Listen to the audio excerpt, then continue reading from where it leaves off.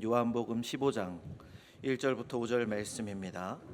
요한복음 15장 1절부터 5절 말씀 제가 봉독하겠습니다. 나는 참 포도나무요 내 아버지는 농부라.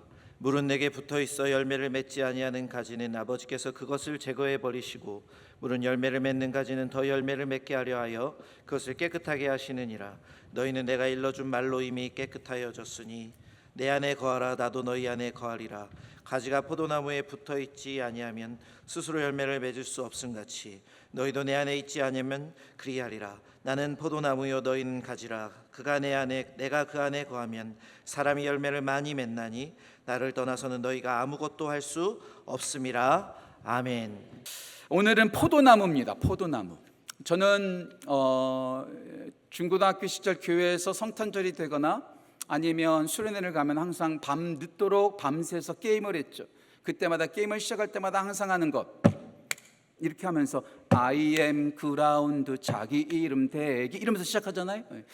자기 이름부터 먼저 말합니다. 자기를 소개하는 것으로 게임이 시작되고 우리의 삶을 보면 자기를 어떻게 소개하고 어떻게 표현하느냐에 따라서 성공하기도 하고 실패할 수도 있다는 것, 자기를 진짜 효과적으로 진짜 멋지게 소개할 수 있어야 한다는 거죠. 전 그것만 생각하면 1920년대에 진짜 늦겨울 뉴욕에서 있었던 하나의 일화가 생각납니다. 여러분들도 한 번쯤은 들어보셨을 거예요. 어떤 한 시각장애인이 구걸하고 있었다고 하죠. 앞에 이렇게 표지판 하나 달고 거기에는 나는 시각장애인입니다. I am blind. 나는 앞을 볼 수 있는 시각장애인입니다. 그렇게 써놓고 구걸하고 있었는데 그 누구도 그에게 주목하지 않았다죠. 그에게 적선하지 않았다고 하죠. 그런 광경을 너무나 아프게 가슴 아프게 바라보던 어떤 한 시인이 그 앞에 있는 표지판을 딱 가져다가 그것을 자기의 글로 싹 바꿔서 새롭게 표현했다고 하죠. 그랬더니 사람들이 거기에 감동을 받고 거기에 감정을 실어서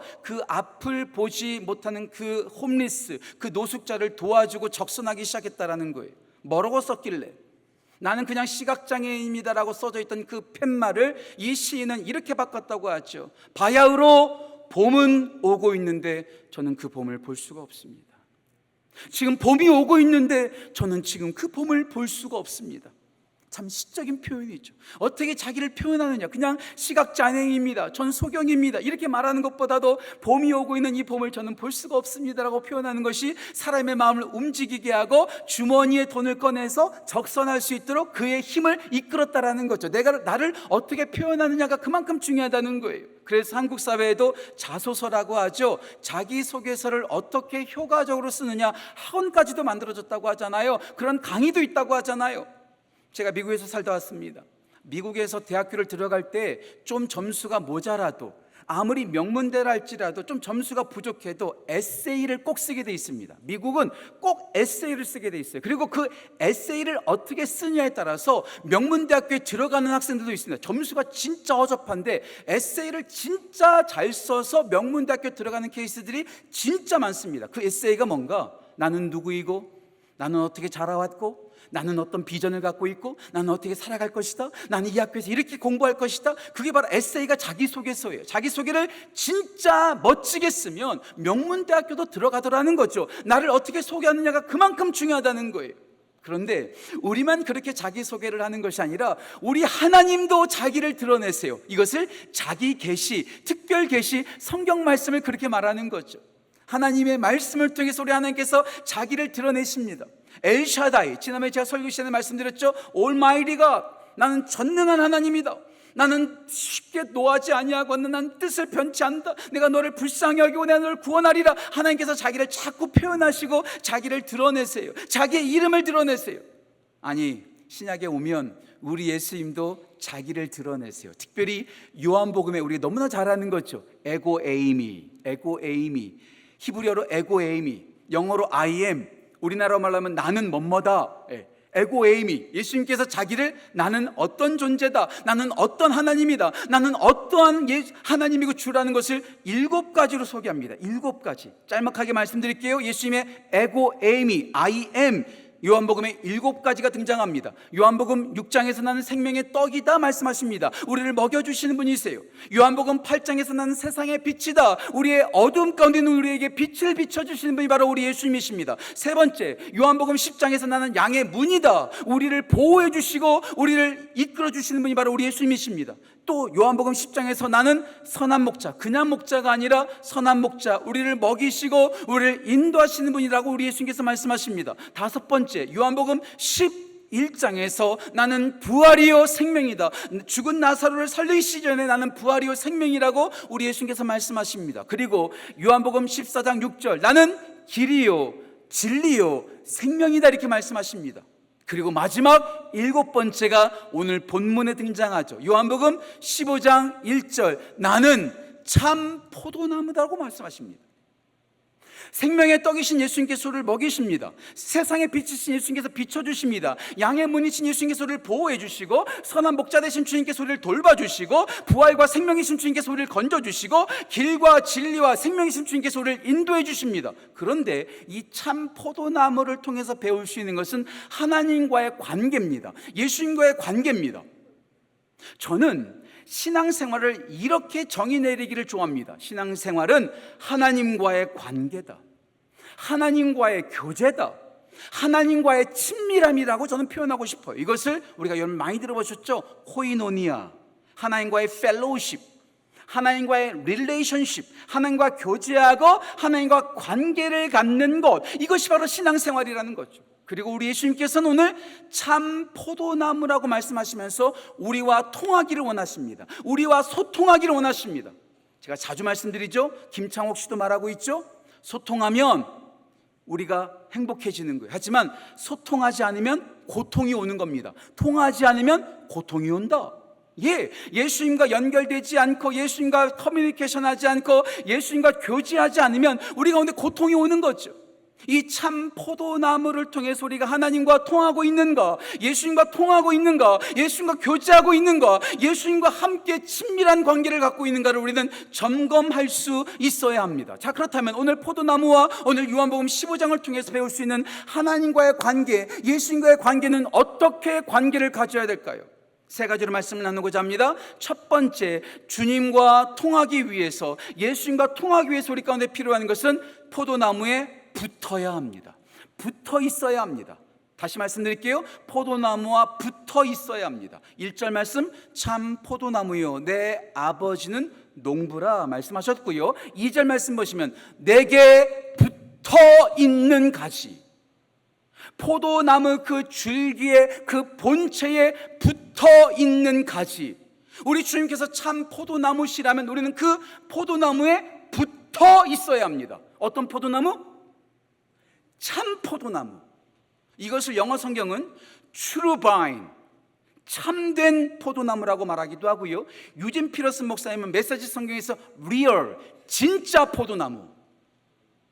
세상에 가짜에 연결되어 있지 말고, 세상에 잘못된 거 붙들고 살아가지 말고, 진짜 참되신 예수 그리스도 그 포도나무와 연결되어 있고 붙어 있어야 된다는 거죠. 우리는 돈에 연결되기를 원합니다. 성공에 연결되기를 원합니다.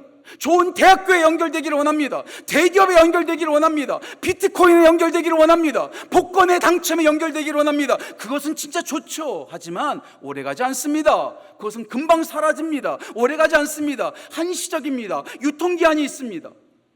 하지만 우리 예수님께는 유통기한이 없어요.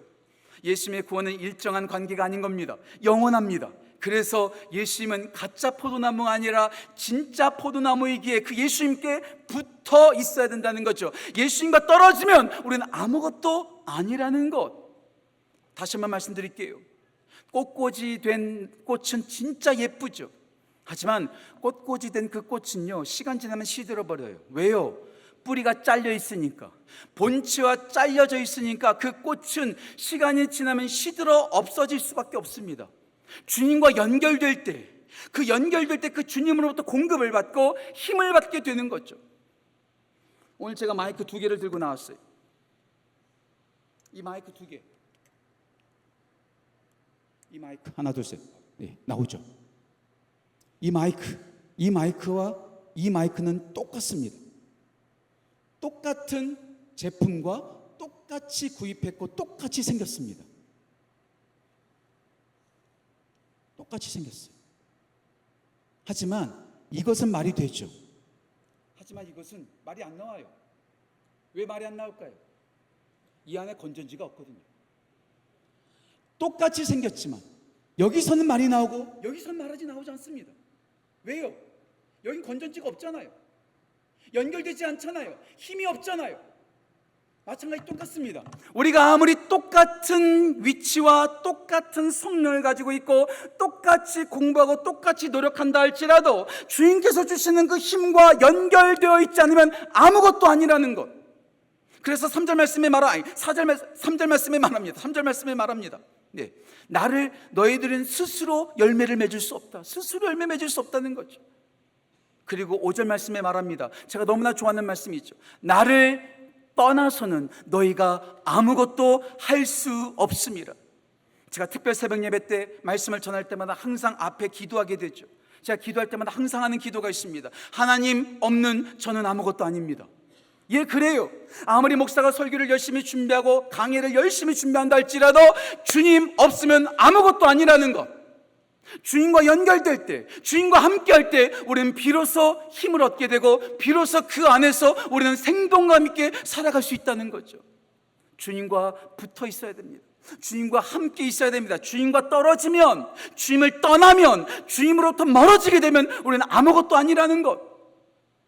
주님께 붙어 있을 때 주님으로부터 오는 좋은 것들을 공급받을 수 있고 비로소 우리가 살아갈 수 있게 되는 거예요. 제가 이번 주 말씀을 준비하면서 인터넷에서 쇼펜하우어, 그닥 좋은 철학가는 아니지만 쇼펜하우어가 이런 말 했다고 하더라고요. 쓰레기장에 머물지 말아라.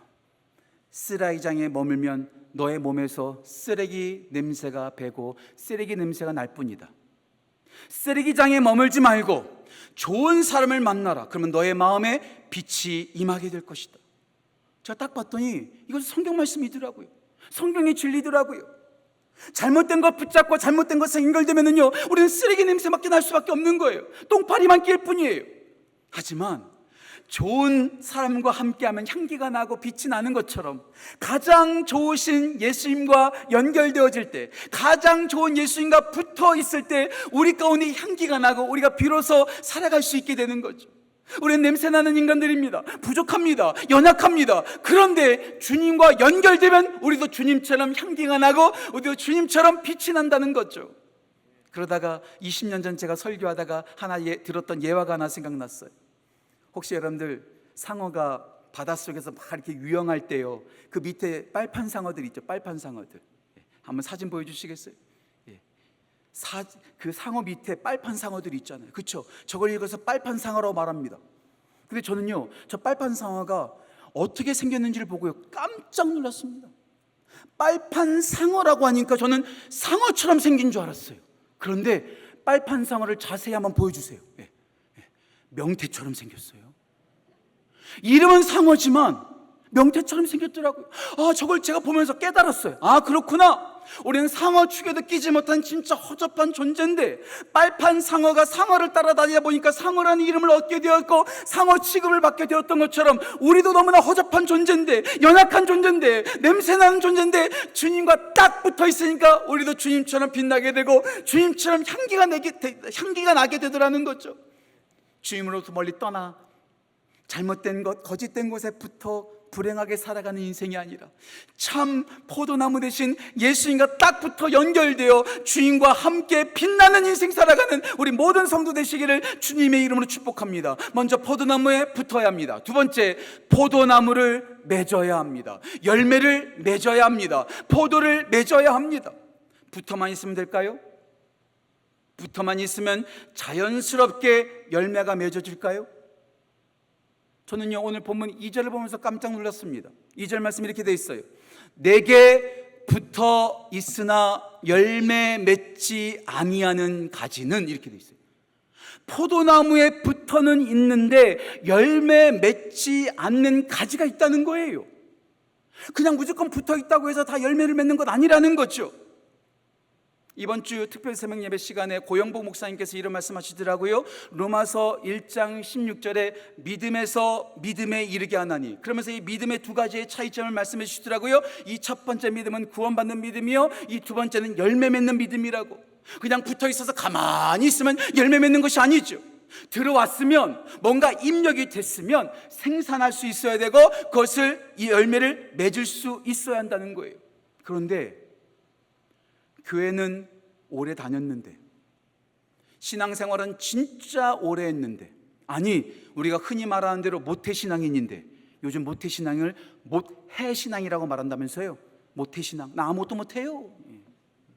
교회는 오래 다녔어요. 할아버지 할머니의 믿음을 봤어요. 엄마 아빠의 믿음을 봤어요. 하지만 아무것도 하지 못하는 모태신앙, 그냥 아무것도 안 하는 명목상의 그리스도인들이 너무나 많이 있다는 거예요. 교회는 붙어 있어요. 예배는 빠지지 않아요. 하지만 아무런 열매가 없어요. 아무런 결과가 없어요. 인도 선교사로 크나크게 사역을 했던 에이미 카마이클이라고 하는 여자 선교사님이 계십니다. 이분이 이런 말 했어요.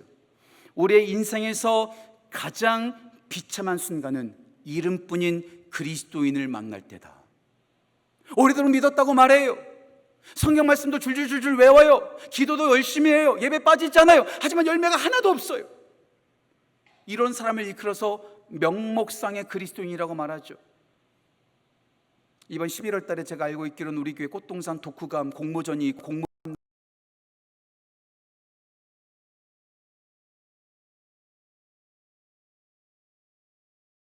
책들 읽으셨는지 모르겠어요. 장로님에게 제가 부탁받아서 제가 추천한 책들입니다. 진짜 좋은 책들입니다. 진짜 꼭 읽으셔야 돼요. 독후감 공모전에 참여하시든 참여하지 않으시든 거기 나온 책들 진짜 꼭 읽으셔야 돼요.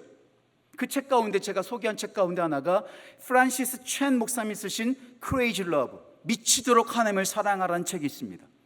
그 책에서 프란시스 첸 목사님께서 이런 말합니다. 형식적인 그리스도인이 있다는 거예요. 제가 설교 시간에 한번 말씀드렸을 거예요. 형식적인 그리스도인. 형식적인 그리스도인에 대한 여러 가지, 열 몇 가지의 여러 가지 증거들을 보여줍니다. 그 중에서 제가 오늘 여러분들한테 6가지만 소개할게요. 6가지만. 나는 여기에 속하는가 속하지 않는가. 형식적인 그리스도인의 첫 번째 기준이 뭔지 아세요?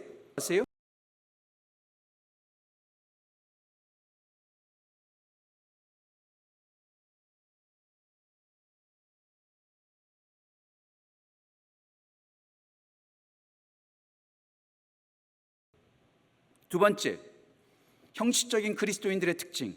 하나님을 사랑하지만 온 마음 다해, 온 힘 다해, 온 정성 다해 사랑하지는 않는다.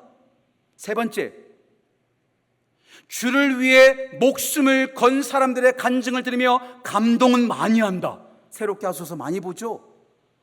그런데 정작 자기는 아무것도 하지 않는다. 간증은 많이 듣고 설교는 많이 들었는데 아무것도 하지 않아요. 네 번째, 뭘 하든지 죄책감에 들지 않을 만큼만 한다. 적당히 신앙생활하는 거예요. 헌금을 해도 적당히, 헌신할 때도 적당히, 죄책감 들지 않고 비난받지 않을 만큼만 한다는 거예요. 다섯 번째, 평범한 사람들보다 덜 욕하고, 덜 술도 마시고, 덜 담배도 피고, 덜 영화도 보지만 별반 그들과 다를 바 없다. 덜 욕하고, 덜 술 먹고, 덜 나쁜 짓을 하지만 별반 그들과 다를 바 없다. 마지막 6번째, 예수님을 믿는 이유가 구원을 받기 위함이 아니라 지옥과 형벌을 받지 않기 위함이다. 여러분 여기에 몇 가지가 속하십니까? 벌 받기 싫어서 파산받지 않게 하려고 11조하고, 사고당하지 않으려고 주일 성수하고, 이거 무슨 하나님이 협박범이십니까? 벌 받지 않으려고 신앙생활해요. 대충대충 신앙생활해요. 적당히 신앙생활해요. 그냥 몸으로 보이는 것만 신앙생활해요. 이런 사람들이 형식적인 그리스도인이고 이름뿐인 명목상의 그리스도인이라는 거죠. 아무런 열매가 없어요. 아무런 결과가 없어요. 그런 명목상의 그리스도인들의 특징이 뭔지 아세요? 내가 중요해. 내가. 나만 중요해. 나만 중요해. 섬기지 않아요. 헌신하지 않아요. 어떤 열매나 어떤 섬김도 없어요. 그러니까 문제가 있다는 거죠. 제가 결혼 주례할 때마다 항상 신랑과 신부들에게 말하는 게 있습니다. 너희들끼리 서로 사랑하는 거 진짜 중요해. 하지만 하나님께서 한 몸을 이루게 하신 거는 너희 둘만 사랑하라고 만나게 하신 것 아니야. 너희 둘을 통해서 다른 사람들을 섬기고 세상을 섬기는 것이 중요해. 나만 생각하니까 아주 얌체처럼 신앙생활하는 거죠. 다른 사람들을 돌보지 않아요. 다른 사람들을 돌보지 않아요. 나누어야 되는데 나누지 않아요. 섬기지 않아요. 자기만 쪽쪽 빨아먹고요. 다른 사람 안 도와줘요. 우리 주님께서 뭐라고 말씀하십니까? 그런 열매 맺지 않는 가지는 제거해 버리시다. 잘라버리신다는 거예요. 무서운 말입니다. 무서운 말입니다. 나만 생각하고 아무리 열매 맺지 않고 그냥 명목상의 그리스도인으로 살아가고 열매를 맺지 않는다면, 그 어떠한 결과도 내지 않는다면 우리 주님께서 찍어 불에 던져버리시겠다고까지도 말씀하셨어요. 무서운 거예요. 교회 안에만 있다고 안심하면 안 됩니다. 우리가 정말로 믿음의 삶, 정말로 섬김과 순종의 삶으로 열매를 맺는 것, 이것이 진짜 중요하다는 거죠. 붙어만 있다고 안심하지 마십시오. 열매를 맺으십시오. 우리 주님께서 우리에게 감당하신, 우리에게 허락하신 것들을 계속해서 나누십시오.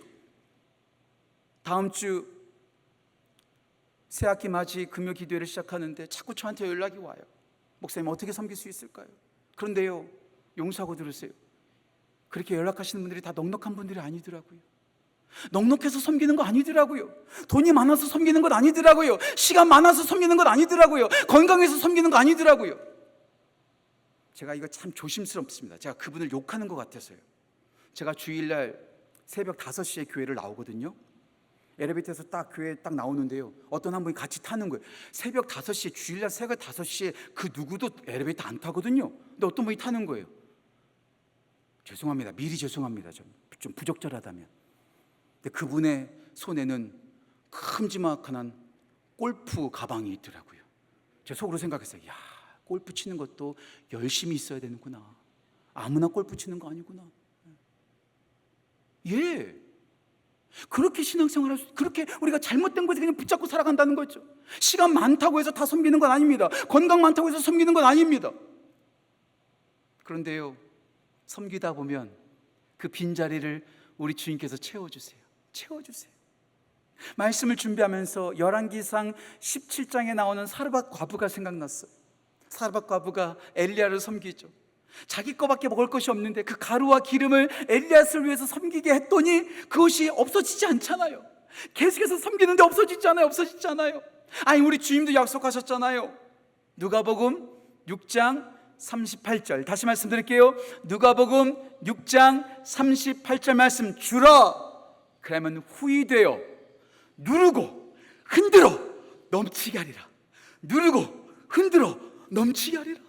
아니, 주는데 없어지는 것이 아니라, 나누는데 부족한 것이 아니라, 나누면 나눌수록 더 주시고 누르고 흔들어 넘치도록 하신다라는 거죠.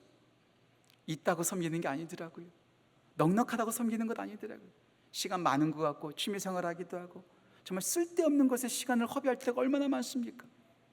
우리 가운데 주신 그 사명, 우리 가운데 주신 그 삶의 비전을 따라서 나만 생각하고 쪽쪽 얌체처럼 뽑아먹는 것이 아니라 열매를 맺고 다른 사람들을 유익하게 만드는 복된 삶을 살아가는 복된 열매를 맺으시는 우리 모든 성도 되시기를 주님의 이름으로 축복합니다. 붙어 있어야 됩니다. 맺어야 합니다. 마지막 세 번째, 포도나무에 거해야 합니다. 포도나무에 거해야 합니다. 붙어 있으면 끝일까요? 열매 맺으면 끝일까요? 그렇지 않죠. 계속해서 붙어 있어야 되죠. 계속해서 붙어 있어야 돼요. 일시적으로 붙어 있는 것이 아니라, 일주일에 주일만 예수님과 붙어 있는 것이 아니라, 금요 심야 기도회 때만 주님께 붙어 있는 것이 아니라 항상 365일 24시간 주님께 붙어 있어야 된다는 거죠. 그러고 봤더니 이 포도나무의 특징이 있더라고요. 다시 말씀드릴게요. 저는 식물 전문가, 나무 전문가가 아닙니다. 제가 여러 책과 여러 자료들을 보니까 이 포도나무의 특징이 있더라고요. 첫 번째 포도나무의 특징은 뭐냐면요, 기후에 민감하답니다. 조금만 추워지거나 조금만 더워지면요 바로 반응해서 바로 시들어 버린다라는 거예요. 그래서 시편 78편에서도 포도나무가 기후에 약해서 시들어 없어진다는 그런 뉘앙스의 말씀이 나옵니다. 그만큼 포도나무가 참 연약하다라는 거죠. 두 번째 포도나무의 특징이 뭔지 아세요? 포도나무의 열매가 참 이렇게 풍성하잖아요. 그 포도 알갱이가 너무나 많잖아요. 그러니까 그것이 공격의 대상이 될 때가 참 많다는 것입니다. 신명기 28장에서는 포도나무 열매가 벌레들의 공격을 받고, 시편 80편에서는 들짐승과 돼지들에게 공격을 받고, 아가서 2장 5절에서는 작은 여우가 그 포도밭을 엉망스럽게 만들어버린다는 그런 말씀이 나옵니다. 그만큼 포도나무는 항상 공격을 받아요. 포도열매는 항상 공격을 받아요. 마지막 세 번째, 포도나무는요, 지지대가 필요합니다. 그렇죠? 혹시 여러분 포도나무 보신 적 있으세요? 저도 뭐 가까이 본 적은 없지만 이렇게 사진이나 이렇게 멀리서 보게 되면 포도나무는요, 이렇게 넝쿨 같은 넝쿨과라고 하더라고요. 그래서 이렇게 지지대가 있어서 이렇게 담쟁이처럼 이렇게 그 지지대를 타고 올라가는 거예요. 그만큼 연약하다라는 거죠. 그래서 오늘 1절 말씀에 이런 말씀이 나옵니다. 나는 참 포도나무요. 거기서 끝나지 않습니다. 갑작스럽게 내 아버지는 농부라. 포도나무가 포도나무답게 살려면, 포도나무가 포도 열매를 맺으려면 아버지가 되시는 하나님께서 우리의 농부가 되어주셔서 우리가 민감한 기후 속에 다치지 않도록 보호해주고 여러 가지 천적으로부터 보호를 받고 쓰러지지 않도록 지지대의 역할을 해주는 농부가 섬겨줄 때만이 우리가 비로소 포도나무답게 살 수 있게 되고 포도 열매를 맺을 수 있게 된다는 것. 진짜 아쉬울 때만 주님께 붙어있는 것이 아니라 항상 주님과 연결된 거하는 삶을 살아야 된다는 것. 우리 청년들, 우리 중고등부 학생들 다 알죠? 영어 비지테이션, 방문한다는 거예요. 그런데 우리 주님께서는 비지테이션, 방문하는 것으로 끝나지 않고 해비테이션, 거주하기를 원하십니다. 다시 말씀드릴게요. 비지테이션, 방문하는 것을 원하지 않으시고 해비테이션, 함께 살기를 원하십니다. 그러고 봤더니 오늘 요한복음 15장에서 가장 많이 나오는 단어 가운데 하나가 헬라어로 메노, 거하다, 같이 살다, 주님과 같이 붙어서 사는 거예요.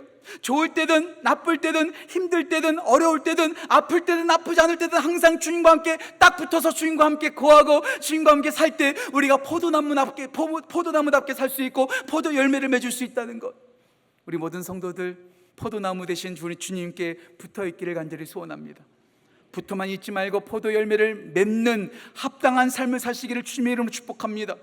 아쉬울 때만 붙어 있는 것이 아니라 주님과 함께 딱 붙어서 주님과 함께 거하는, 함께 살아가는, 함께 동행하는 복된 삶을 살아가는 참된 포도나무 되신 주님과 함께 승리하시기를 주님의 이름으로 축복합니다.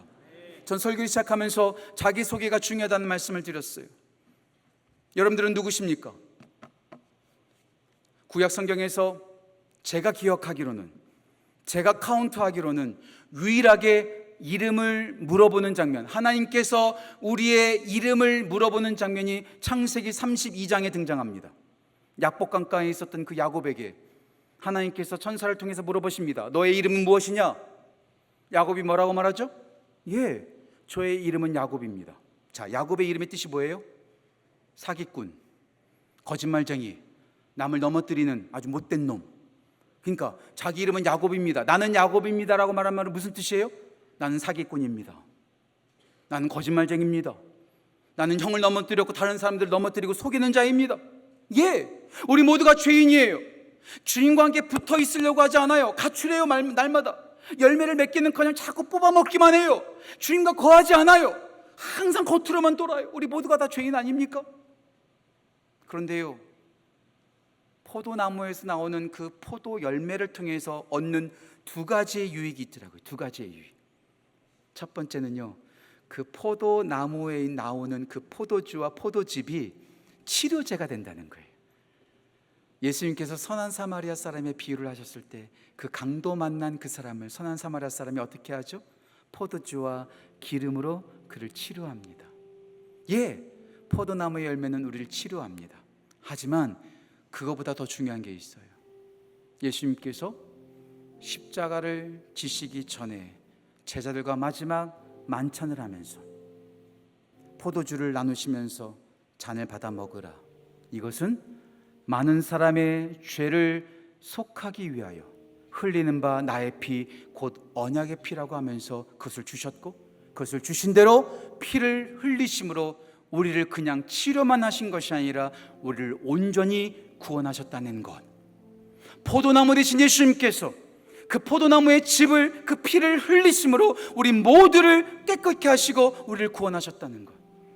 그 포도나무 되신 그 주님과 함께 끝까지 승리하시고 그분의 길을 따라가는 귀한 은혜가 우리 모든 성도들 가운데 넘치기를 주님의 이름으로 축복합니다. 이번 8월 29일 다음 주 다음 세대를 위한 새학기 맞이 금요 기도회를 준비하면서 제가 이번 일주일 동안 거의 300번, 500번 넘게 들었던 찬양입니다. 오늘 여러분들이 처음에 부르셨던 찬양입니다. 전 이 찬양을 계속해서 들으면서 다음 세대를 품었고 우리 교회를 품었습니다. 주님보다 앞서지 않고 겸손하게 주님의 말씀을 기다리니 주님 손에 우리를 맡깁니다. 주님 말씀하여 주옵소서. 창조의 모습에서 떠난 죄인된 우리가 주님보다 앞서지 않고 주님의 말씀을 따라 나아가며 우리가 주님께 온전히 드리고 주님과 함께 연결되어질 때 우리 모두가 복되게 살아갈 줄 믿습니다. 이 시간 익숙하지 않은 찬양이지만 가사를 묵상하시면서 하나님, 이곳에 계신 성령님, 내가 주님보다 앞서지 않겠습니다. 주님께 나의 몸을 드리고 내가 주님의 의탁하겠습니다. 나를 포도나무처럼 살아갈 수 있도록 우리를 붙잡아 주옵소서. 함께 이 시간 찬양하며 접해 나아가겠습니다. 오늘 이곳에 계신 성령님, 우리에게 말씀하시고 우리를 가르치소서. 다친 우리 마음 열어주시고 주의 빛으로 밝혀 우리를 인도하소서. 주님보다 앞서지 않고 겸손하게 주님의 말씀 기다리니 주님 손에 우릴 드립니다. 사랑으로 인도하소. 주님보다 앞서지 않고 주님보다 앞서지 않고 겸손하게 주님의 말씀 기다리니 주님 손에 우릴 드립니다. 사랑으로 인도하소서.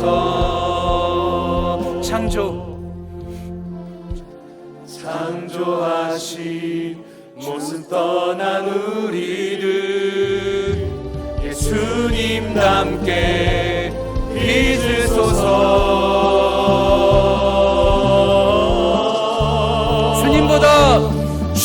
주님보다 앞서지 않고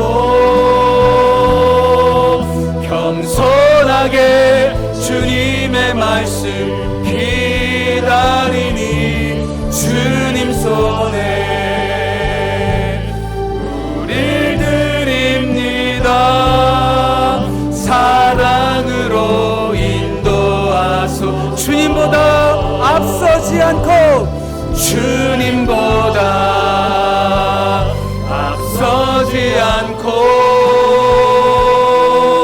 겸손하게 주님의 말씀 기다리니 주님 손에 우릴 드립니다. 사랑으로. 우리 한 번만 더 시선 고백하며 나아갑시다. 주님보다 앞서지 않겠습니다. 주님보다 앞서지 않고 겸손하게 주님의 말씀 기다리니 주님 손에 우릴 드립니다. 우리 한 번만 더 시선 고백하며 나아갑시다. 주님보다 앞서지 않겠습니다. 주님보다 앞서지 않고 겸손하게 주님의 말씀 기다리니 주님 손에 우리 드립니다. 사랑. 이 시간 우리 함께 기도하며 나아가겠습니다. 우리가 주님보다 앞서지 않고 주님께 붙어 있겠습니다. 열매를 맺겠습니다. 주님 곁을 떠나지 않고 주님과 동행하겠습니다. 우리를 위하여 피 흘리신 예수의 그 은혜 붙잡고 살아가겠습니다. 이 시간 주님과 함께 동행하겠다고 주여 한번 외치며 기도하며 나아갑시다. 주여 하나님 아버지, 우리가 주님보다 앞서지 아니하며 겸손하게 주의 말씀을 기다리고 주님과 붙어있는 삶, 주님께 붙어있는 삶을 살아가겠습니다. 주님께서 원하시는 열매를 맺는 삶을 살아가겠습니다. 이름뿐인 헐만 좋은 그리스도인이 아니라 주님께서 허락하신 합당한 열매를 맺는 삶 살아가게 하여 주옵소서. 우리의 몸과 우리의 삶을 주님께 드리기를 원합니다. 우리가 주님께 구하는 삶, 그냥 한번 방문하는 삶이 아니라 주님과 함께 살아가고 주님 안에 매놓고 하는 삶을 살아가는 우리 모두 될 수 있도록 주여 인도하여 주옵소서. 내가 주님보다 앞서지 아니하며 주님께 붙어서 주님께서 인도하시는 대로, 주님께서 이끄시는 대로 따라가는 삶 살겠습니다. 내가 포도나무 아닙니다. 주님이 참 포도나무이십니다. 잘못된 것부터 살아가는 것이 아니라 겸손하게 주의 말씀 붙잡고 겸손하게 우리의 삶을 주님의 손에 맡기며 살아가는 우리가 되게 하여 주셔서 창조의 모습을 벗어난 우리가 예수를 닮아가게 하시고 예수를 붙잡고 나아가게 역사하여 주옵소서. 주님보다 앞서지 않고 주님보다 앞서지 않고 겸손하게 주님의 말씀 기다리니 주님 손에 우리를 드립니다. 우릴 드립니다. 사랑. 한 번만 더 시험 고백하며 나아갑시다. 주님보다 앞서지 않겠습니다. 주님보다 앞서지 않고 겸손하게 주님의 말씀 기다리니 주님 손에 우릴 드립니다. 사랑으로 인도하소서. 우리 한 번만 더 이 시간 기도해 주십시오. 다음 주 새학기 맞이 우리 다음 세대를 위한 축복하는 시간을 갖고자 합니다. 우리 다음 세대가 주님보다 앞서지 않고 우리 다음 세대가 세상의 말보다도 겸손하게 주님의 말씀을 기다리고 우리의 다음 세대가 세상의 몸을 맡기고 성적인 쾌락과 마약과 세상의 취약에 자기의 몸을 들이지 않고 주님 손에 맡기며 공부 잘하는 학생이 되기보다도 믿음으로 세워지는 다음 세대가 되기를 원합니다. 우리 다음 세대를 다음 주에 축복하기를 소원합니다. 온 교회가 축복하기를 소원합니다. 우리의 희망은 우리가 아닙니다. 우리 다음 세대입니다. 오늘 우리가 불렀던 이 찬양처럼 우리 다음 세대가 그렇게 세워지게 하시고 이 가짜가 판치는 세상 속에 참 포도나무 되시는 예수님께 붙은 우리 다음 세대에게 되려고 다음 주에 모든 시간마다 우리 아이들 많이 나와서 함께 복받고 위로받고 기도받게 해달라고 이 시간 한 번 더 주여 한번 크게 치고 기도하며 나아갑시다. 기도하겠습니다. 주여 주님, 우리 다음 세대를 주님께 맡깁니다. 다음 세대를 주님께 맡깁니다. 다음 주 우리 새학기를 맞이하여 우리 다음 세대들을 위하여 함께 기도하기를 소원합니다. 그들을 축복하기를 원합니다. 그들을 격려하고 위로하기를 소원합니다. 이 험한 세상, 대학 입시라는 험한 세상, 왕따가 많고 서로 비난하고 욕과 세상의 문화가 가득한 세상 속에 그들이 하나님보다 앞서지 아니하며 말씀에 겸손하게 반응하고 우리의 모든 것들을 주님께 드리는 다음 세대가 세워지게 하여 주옵소서. 다음 주 하나의 세레모니로 끝나지 않게 하시고 이벤트로 끝나지 않게 하시고 우리 다음 세대를 우리 교회가 세우고 책임지고 나아가는 귀한 역사 나타날 수 있도록 주여 인도하시고 주여 역사하여 주옵소서. 주님 제발 주옵소서. 하나님 아버지, 참 포도나무 되시는 주님께 연결되기를 소원합니다. 참 포도나무 대신 주님께서 명하신 합당한 열매를 맺기를 소원합니다. 아쉬울 때만 주님께 붙어있는 것이 아니라 주님과 함께 도행하는 삶을 살기를 소원합니다. 나를 위해서 포도나무의 그 즙처럼 빨갛고 빨간 피를 흘려 우리의 죄를 용서하시고 우리를 구원하신 그 예수 그리스도, 그 예수 그리스도께 연결된 삶, 그분과 통하는 삶을 살아가는 우리 교회, 우리 다음 세대, 우리 모두 될 수 있도록 주여 역사하여 주옵소서. 감사드리며 귀하신 예수님의 이름으로 기도합니다. 아멘.